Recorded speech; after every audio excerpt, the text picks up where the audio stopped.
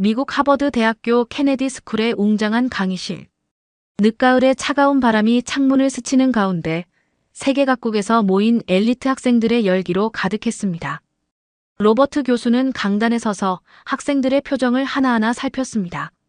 30년간 미 국방부에서 군사 전략을 연구한 그의 눈빛에는 자신감이 넘쳤습니다.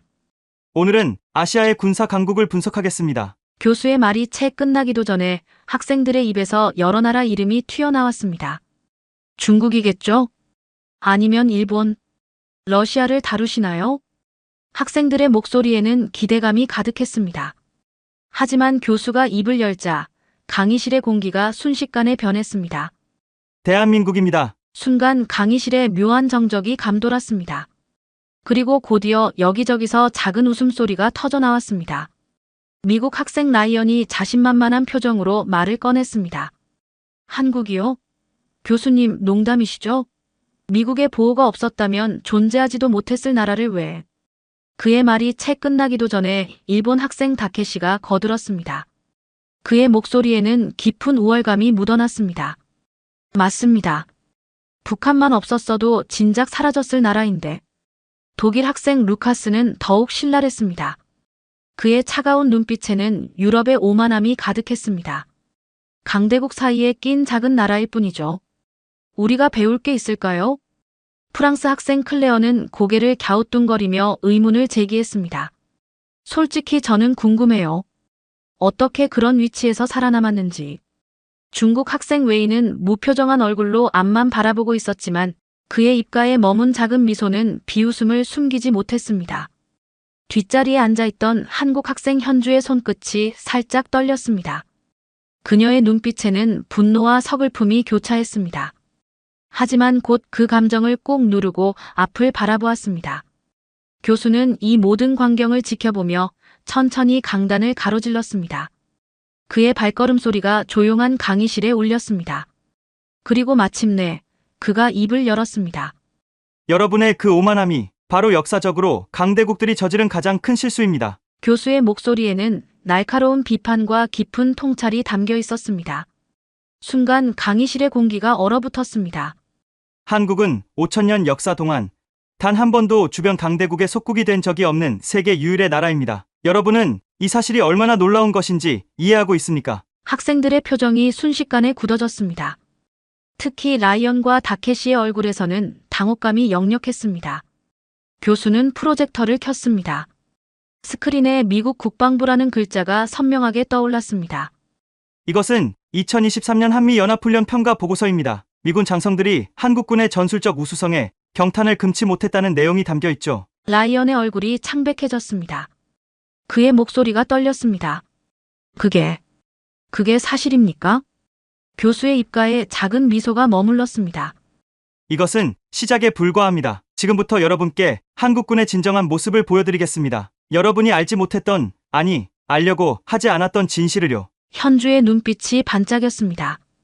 그녀의 가슴 속에서 자부심이 조용히 타올랐습니다. 교수는 다음 슬라이드를 준비하며 말을 이었습니다.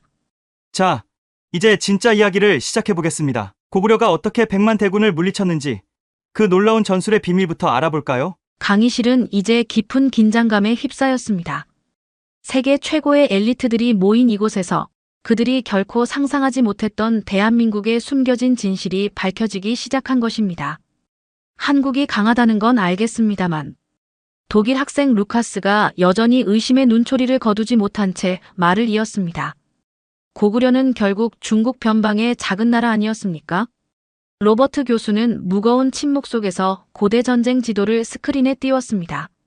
여러분, 세계 전쟁사에서 100만 대군이 동원된 전쟁을 몇 개나 알고 계십니까? 학생들이 잠시 생각에 잠겼습니다.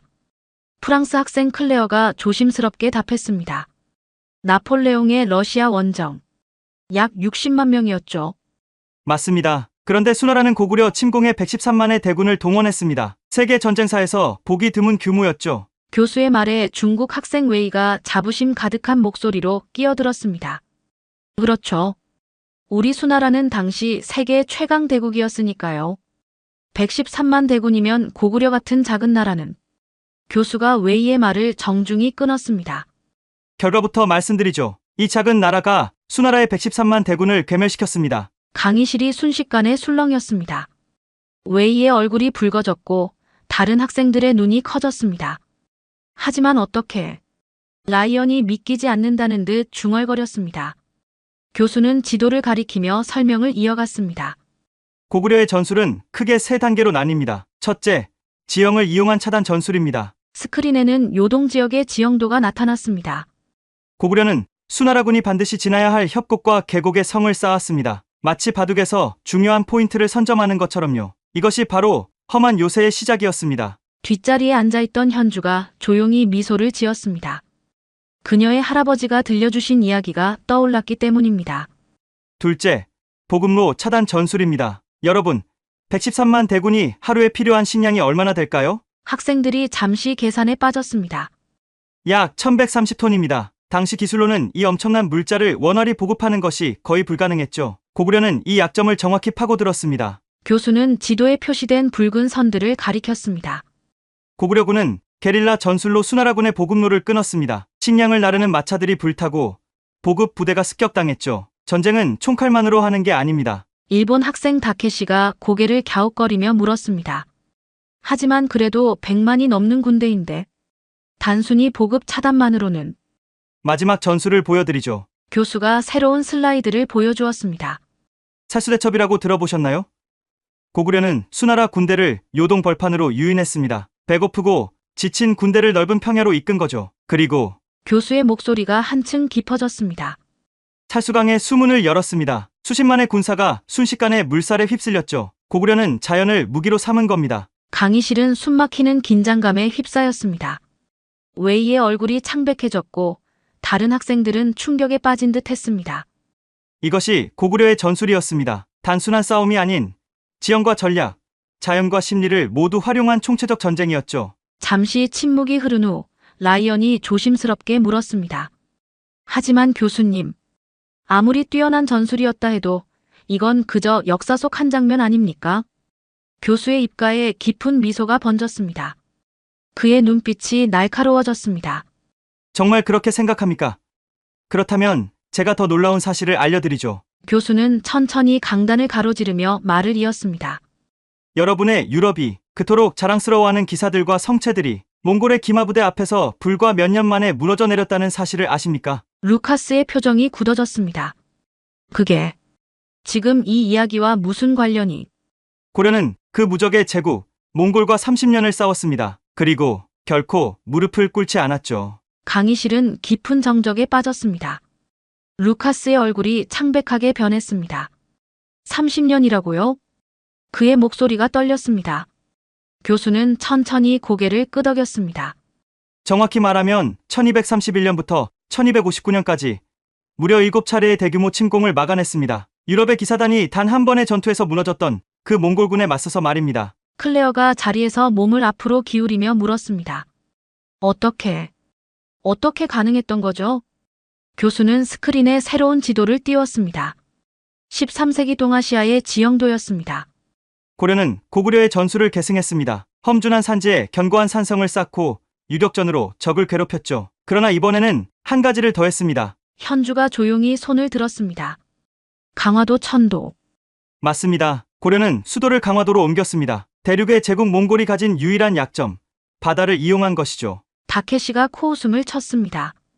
결국 도망친 거네요. 교수의 눈빛이 날카로워졌습니다. 도망이라고요? 그렇다면 설명해 보시죠. 어떻게 도망친 나라가 30년 동안 저항을 이어갈 수 있었을까요? 다케시의 얼굴이 붉어졌습니다. 고려는 강화도를 방어의 거점으로 사막 끊임없이 몽골과 싸웠습니다. 산성들은 저항의 요새가 되었고 백성들은 스스로 유력대가 되어 몽골군을 괴롭혔죠. 라이언이 눈을 크게 뜨며 말했습니다. 마치 현대의 게릴라전처럼요.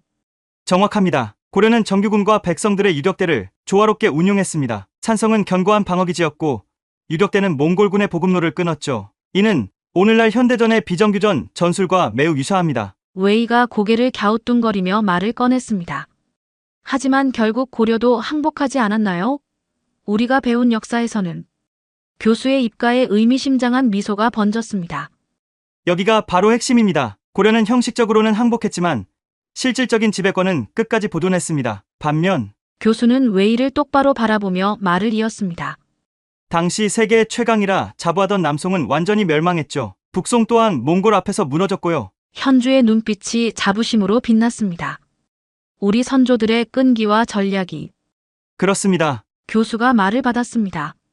이것이 바로 한국의 군사 전략의 핵심입니다. 결코 포기하지 않는 끈기, 상황에 맞는 유연한 전술, 그리고 국민과 군대가 하나 되는 총력전. 이 정신은 지금도 이어지고 있습니다. 루카스가 깊은 생각에 잠긴 듯 물었습니다. 정말 놀랍습니다. 하지만 교수님, 이런 육상 전술도 놀랍지만 바다에서는 어땠을까요? 해군 강국이었던 유럽이나 일본에 비하면. 교수의 눈이 반짝였습니다. 아, 해전 이야기를 꺼내주니 반갑네요. 지금부터 들려드릴 이야기는 서양 해군 전술의 패러다임을 완전히 바꾼 이순신 장군에 대한 것입니다. 단 12척의 배로 330척의 적함을 무찌른 세계해전사의 기적. 다케시의 표정이 순간 굳어졌습니다. 일본 학생의 얼굴에 드리운 그림자를 보며 현주는 작은 미소를 지었습니다. 교수의 말이 끝나기가 무섭게 다케시가 자리에서 벌떡 일어났습니다. 잠깐만요. 임진왜란 때 이야기를 하시겠다는 건가요? 교수는 그를 진정시키듯 손짓하며 답했습니다. 앉으시죠. 다케시 군. 역사는 승자와 패자의 단순한 기록이 아닙니다. 그 속에 담긴 전술과 전략을 이해하는 것이 우리의 목적이니까요. 스크린에 명량 해협이 해도가 나타났습니다. 여러분은 해전에서 가장 중요한 요소가 무엇이라고 생각하십니까? 클레어가 자신있게 대답했습니다. 함선의 수와 화력이죠. 그렇다면 이 전투는 어떻게 보시나요? 교수가 수치를 보여주었습니다. 조선 수군 12척, 일본 수군 330척. 라이언이 믿을 수 없다는 듯 되물었습니다. 이건 농담이겠죠? 이런 상황에서 해전을 한다는 건 자살 행위입니다. 맞습니다. 당시 이순신 장군의 참모들도 같은 생각이었죠. 퇴각하십시오. 도망가야 합니다. 하지만 이순신은 달랐습니다. 교수는 명량 해협이 해류도를 보여주었습니다. 이순신은 이 좁은 해협에 숨겨진 비밀을 알고 있었습니다. 조수간만의 차이로 인한 급류가 특정 시간대에 초당 10노트 이상의 속도로 흐른다는 것을요. 웨이가 고개를 갸우뚱거렸습니다. 해류가 뭐가 중요한가요? 이순신은 이 해류를 제3의 전력으로 활용했습니다. 12척의 배를 일렬로 세워 마치 바다의 성벽을 만들었죠. 일본 함대가 접근하면 해류가 그들의 배를 옆으로 밀어냈고 그 순간 조선 수군의 집중 포격이 이어졌습니다. 다케시의 얼굴이 점점 굳어갔습니다. 결과는 어땠을까요? 330척 중 31척만이 겨우 도망쳤습니다. 나머지는 모두 격침되거나 좌초되었죠. 라이언이 흥분된 목소리로 말했습니다. 마치 현대의 비대칭 전력 운용과 같네요. 약점을 강점으로 바꾸는. 정확합니다. 이순신의 전술은 현대 해군 전략의 교과서가 되었습니다. 미 해군 사관학교에서도 필수 과목으로 가르치고 있죠. 현주가 조용히 덧붙였습니다. 정말 놀라운 건 이순신 장군이 단 한 번도 해전에서 패하지 않으셨다는 거예요. 교수가 고개를 끄덕였습니다. 23전 23승. 세계해전사에서 유례를 찾아볼 수 없는 기록입니다. 다케시가 마침내 입을 열었습니다. 하지만 이건 과거의 이야기 아닙니까? 현대 해군력은 전혀 다른. 교수의 눈빛이 날카로워졌습니다. 정말 그럴까요? 현대 한국 해군은 이순신의 전술을 현대화하는 데 성공했습니다. 특히 북한과의 해전에서. 루카스가 갑자기 무언가 깨달은 듯 말했습니다. 잠깐만요. 2002년 연평해전. 한국 해군이 북한의 기습 도발을 막아낸 전투. 그렇습니다. 수적 열세 속에서도 지형과 전술의 우위를 활용해 승리를 거둔 것이죠. 마치 이순신 장군의 전술이 현대에 되살아난 것처럼 말입니다. 교수는 잠시 말을 멈추었다가 이어갔습니다. 그런데 여러분, 이제 더 놀라운 이야기를 들려드리려 합니다. 현대 한국군이 어떻게 동아시아 최강의 군대로 성장했는지. 강의실은 이제 완전한 긴장감에 휩싸였습니다. 특히 다케시와 웨이의 표정이 심상치 않았습니다. 그들의 국가가 자랑스럽게 내세우는 군사력에 대한 이야기가 곧 시작될 터였기 때문입니다. 제2연평해전. 라이언이 깊은 생각에 잠긴 듯 중얼거렸습니다. 저는 이 전투를 미 해군 사관학교에서 공부했습니다. 특히 한국 해군의 근접 교전 능력이 인상적이었죠. 교수가 새로운 슬라이드를 보여주었습니다. 현대 한국군의 전력 현황이었습니다. 여러분, 오늘날 한국군에 대해 어떻게 생각하시나요? 웨이가 자신만만하게 말했습니다. 중국군에 비하면 규모가 너무 작죠. 우리는. 교수가 웨이의 말을 부드럽게 끊었습니다. 특수전 사령부를 아십니까? 스크린에 한국 UDTSEAL의 훈련 장면이 나타났습니다. 한국의 UDTSEAL은 미 해군 특수부대의 훈련 과정을 벤치마킹하고 여기에 한반도의 특수한 지형과 작전 환경에 맞는 훈련을 추가했습니다. 매년 미 네이비실과 연합훈련도 실시하고 있죠. 라이언이 몸을 앞으로 기울였습니다. 저희 네이비실과의 연합훈련이요? 그렇습니다. 특히 주목할 만한 것은 극한의 훈련 강도입니다. 영하의 차가운 바다에서 8시간 이상 수중 작전을 수행하는 훈련은 세계 특수부대 중에서도 손에 꼽히는 수준이죠. 다케시가 불편한 듯 자세를 고쳐 앉으며 말했습니다. 하지만 일본은 최신 이지스함을 보유하고 있고 K9 자주포를 아십니까? 교수가 새로운 영상을 보여주었습니다. 이 자주포는 세계적인 성능을 인정받아 터키, 폴란드, 노르웨이, 에스토니아, 호주 등 여러 나라가 도입했습니다. 발사 후 30초 만에 다음 진지로 이동할 수 있는 슛 앤드 스쿠 능력은 실전에서 큰 강점이죠. 특히 나토 표준을 충족하면서도 혹한기, 혹서기 시험에서도 안정적인 성능을 보여줬습니다. 루카스가 고개를 끄덕였습니다. 독일도 관심을 보이고 있다고 들었습니다. 그뿐만이 아닙니다. 교수는 KF-21 전투기의 영상을 보여주었습니다. 자체 개발한 4.5세대 전투기입니다. 현재 인도네시아와 공동 개발 중이며 여러 국가가 관심을 보이고 있죠. 웨이가 의문을 제기했습니다. 기술력은 인정하지만 실전 경험이 부족하지 않나요? 교수의 눈빛이 날카로워졌습니다. NLL에서는 지금도 긴장이 계속되고 있습니다. 제2연평해전뿐만 아니라 천안함 사태, 연평도 포격 등 실제 전투 상황에서 한국군은 귀중한 경험을 쌓았죠. 더구나 교수는 한국 해병대 극한훈련 영상을 보여주었습니다. 이것은 동계훈련 장면입니다. 영하 20도의 혹한 속에서 72시간 동안 논스톱으로 진행되는 훈련이죠. 이런 극한의 훈련은 세계적으로도 유례가 드뭅니다. 라이언이 고개를 끄덕였습니다. 사실입니다. 제가 본 한국 해병들의 훈련 강도는 정말 인상적이었죠. 글로벌 파이어파워의 2024년 평가에 따르면 한국군은 세계 7위의 군사력을 보유하고 있습니다. 특히 육군 전력과 첨단 무기체계 분야에서 높은 평가를 받고 있죠. 그때 클레어가 손을 들었습니다. 교수님, 그렇다면 왜 이런 강한 군대가 세계에 잘 알려지지 않은 걸까요? 교수의 입가에 미소가 번졌습니다. 바로 그 질문을 기다리고 있었습니다. 이제 샹그릴라 대화에서 공개된 보고서 내용을 보여드리죠. 교수는 2023년 샹그릴라 대화 회의록을 스크린에 띄웠습니다. 샹그릴라 대화는 아시아 최대 규모의 안보회의입니다. 여기서 미국 국방부 관계자가 매우 흥미로운 발언을 했죠. 스크린에는 미 국방부 고위 관계자의 발언이 나타났습니다. 한국군은 아시아에서 가장 빠르게 현대화되는 군대 중 하나입니다. 특히 주목할 점은 그들의 국방기술 발전 속도입니다. 웨이가 의아한 듯 물었습니다. 구체적으로 어떤 분야에서 말씀이신가요? 방위사업청 자료에 따르면 한국은 2023년 기준 국방 예산의 7% 이상을 R&D에 투자하고 있습니다. 특히 드론과 AI 등 첨단 분야에 대한 투자를 지속적으로 확대하고 있죠. 일본 군사 전문가의 질문이 스크린에 나타났습니다. 하지만 일본의 방위력 증강 계획이 더 우위에 있지 않습니까? 그에 대한 미국 장성의 답변이 이어졌습니다. 한국군의 강점은 실전 경험과 첨단 기술의 결합입니다. 그들은 북한과의 실제 대치 상황에서 얻은 경험을 바탕으로 무기체계를 발전시켜왔죠. 라이언이 고개를 끄덕였습니다. 저희 미군도 한국군의 접근 방식을 주목하고 있다고 들었습니다. 교수는 다음 슬라이드로 넘어갔습니다. 한국의 방산 수출 통계였습니다.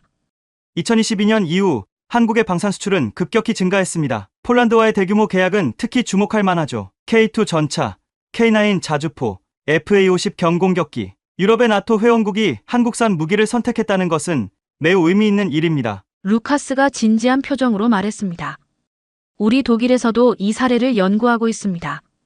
특히 한국의 방산 기술 발전 속도가 인상적이라고 교수가 말을 이었습니다.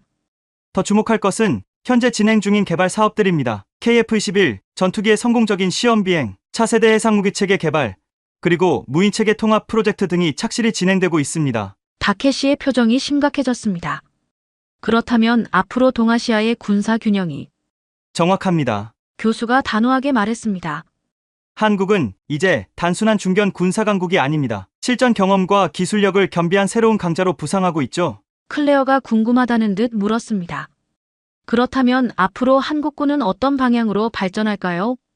이제 한국군의 혹한기 훈련을 보여드리겠습니다. 이것은 단순한 훈련이 아닌 그들의 군사력과 의지를 상징적으로 보여주는 것이죠. 강의실의 긴장감이 최고조에 달했습니다. 특히 웨이와 다케시의 표정이 심상치 않았습니다.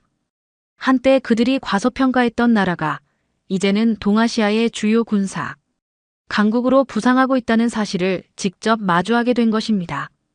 교수가 새로운 영상을 틀었습니다. 영하 20도의 강원도 산악지대에서 진행되는 한국군의 혹한기 훈련 장면이었습니다. 여러분이 보시는 것은 한국군 특전사의 혹한기 극복 훈련입니다. 영상 속에서 한국군 특전사 대원들은 눈보라 속을 헤치고 있었습니다. 하얀 설산을 배경으로 위장복을 입은 군인들의 모습이 보였습니다. 라이언이 경이로운 눈빛으로 영상을 지켜보았습니다. 저 기온에서 야영을? 그렇습니다. 72시간 동안 진행되는 혹한기 극복 훈련에서는 영하 20도의 눈보라 속에서 생존해야 합니다. 텐트도 침낭도 없이 말이죠. 클레어가 놀란 눈으로 물었습니다. 어떻게 그런 환경에서 버틸 수 있는 거죠? 교수는 훈련 매뉴얼을 보여주었습니다. 이건 단순한 인내심의 문제가 아닙니다. 과학적으로 설계된 훈련이죠. 눈으로 임시 대피소를 만드는 법, 제한된 도구로 불을 피우는 법, 그리고 야생에서 식수를 확보하는 법까지 모든 것이 체계화되어 있습니다. 웨이가 의문을 제기했습니다. 하지만 현대전에서 이런 훈련이 무슨 의미가 있나요? 이제는 첨단 장비가. 교수가 그의 말을 끊었습니다. 현대전에서도 가장 중요한 것은 결국 병사들의 기초 전투력입니다. 극한 상황에서의 생존 능력, 그리고 그 과정에서 단련되는 정신력은 어떤 첨단 장비로도 대체할 수 없죠. 스크린에 새로운 장면이 나타났습니다. 한국 해병대의 훈련 모습이었습니다. 대원들이 얼음물 속에서 훈련하는 장면이었습니다. 루카스가 긴장된 표정으로 물었습니다. 저 물의 온도는? 영하입니다. 해병대원들은 이런 환경에서 최소 20분 이상 임무를 수행해야 합니다. 이것은 단순한 체력 단련이 아닌 실전을 대비한 훈련입니다. 다케시가 중얼거렸습니다. 우리 자위대에는 이런 훈련이. 교수는 다음 영상을 보여주었습니다. 혹한기 훈련을 마친 장병들의 모습이었습니다. 피로에 지친 듯 했지만 그들의 눈빛에는 강인한 의지가 서려 있었습니다. 이들이 바로 오늘날 한국군의 모습입니다. 첨단 무기를 다루면서도 극한의 환경에서 살아남을 수 있는 전사들. 이것이 바로 한국군이 가진 특별한 강점입니다. 현주의 눈에 자부심이 어렸습니다. 그녀의 할아버지도 젊은 시절 이런 훈련을 받으셨다고 했던 말씀이 떠올랐기 때문입니다. 교수는 고개를 들어 학생들을 바라보았습니다. 이제 우리는 새로운 시대를 마주하고 있습니다. 한국군은 더 이상 과거의 그 군대가 아닙니다. 극한의 훈련으로 단련된 강인한 정신력, 첨단 무기체계를 다루는 능력, 그리고 실전 경험까지. 강의실은 깊은 침묵에 빠졌습니다. 처음에 보였던 조소와 의심은 이제 경외심으로 바뀌어 있었습니다. 침묵 속에서 교수가 천천히 강단을 가로질렀습니다. 여러분, 오늘 우리는 무엇을 배웠습니까? 아무도 대답하지 않았습니다. 평소 자신만만하던 학생들의 표정이 한결같이 심각해져 있었습니다. 교수는 이제 마지막 슬라이드를 준비했습니다. 고구려는 100만 대군을 물리쳤습니다. 고려는 30년간 몽골과 싸웠죠. 이순신 장군은 12척의 배로 330척을 무찌르는 기적을 만들어냈습니다. 교수의 목소리가 강의실 안에 울렸습니다. 그리고 오늘날의 한국군, 첨단 무기체계를 개발하면서도 혹한의 산악에서 생존하는 군대, 세계 최고의 특수부대를 보유하면서도 겸손함을 잃지 않는 군대가 되었습니다. 라이언이 조용히 손을 들었습니다. 교수님, 처음에 저는 의심했습니다. 하지만 이제는 인정할 수밖에 없네요. 우리가 한국군에 대해 너무 모르고 있었다는 것을. 웨이의 얼굴에는 복잡한 감정이 교차했습니다. 수천 년 전 고구려가 수나라를 물리친 것처럼 현대의 한국도 우리의 예상을 완전히 뒤엎었네요. 다케시는 고개를 깊이 숙인 채 말했습니다. 우리는 한국을 너무 얕봤던 것 같습니다. 교수는 마지막 슬라이드를 보여주었습니다. 그것은 한반도의 야경이었습니다. 반도의 불빛들이 마치 수호신처럼 그 땅을 지키고 있는 모습이었습니다. 이제 세계는 한국을 배우고 있습니다. 그들의 전략, 기술, 그리고 정신. 한때 강대국들 사이에 끼인 작은 나라라고 생각했던 그곳에서 이제는 새로운 군사 강국이 탄생한 것입니다. 클레어가 경외심 어린 목소리로 말했습니다. 마치 다윗과 골리앗 같은 이야기네요. 교수가 고개를 저었습니다. 아닙니다. 다윗은 단 한 번의 승리로 이야기가 끝났지만 한국은 수천 년간 계속해서 승리를 이어왔습니다. 그리고 앞으로도. 강의실의 모든 학생들이 숨죽인 채 교수의 마지막 말을 기다렸습니다. 앞으로도 계속될 것입니다. 한국이 보여줄 새로운 역사는 이제 시작일 뿐입니다. 창밖으로 떨어지는 석양이 강의실을 붉게 물들였습니다. 그 속에서 현주의 눈가에 맺힌 작은 눈물이 반짝였습니다. 그것은 자부심의 눈물이었고 미래에 대한 확신의 눈물이었습니다. 당신은 아십니까? 5,000년 전 우리 선조들이 이 땅을 지켜온 이야기를, 고구려가 100만 대군을 물리친 그 놀라운 승리의 순간을, 30년간 무적의 몽골 제국과 맞서 싸운 고려의 불굴의 의지를, 12척의 배로 330척을 무찌른 이순신 장군의 기적 같은 전투를, 그리고 지금 대한민국 군대의 위상을. K9 자주포는 나토 국가들이 선택했고 우리의 전차와 전투기는 세계가 주목하고 있으며 우리의 특수부대는 극한의 훈련으로 세계를 놀라게 하고 있습니다. 한때 우리를 얕보던 이들이 이제는 우리를 배우고 있습니다. 강대국들 사이에서 살아남은 것이 아닙니다. 우리는 그들을 뛰어넘어 새로운 강국이 된 것입니다. 이제 세계는 알게 되었습니다.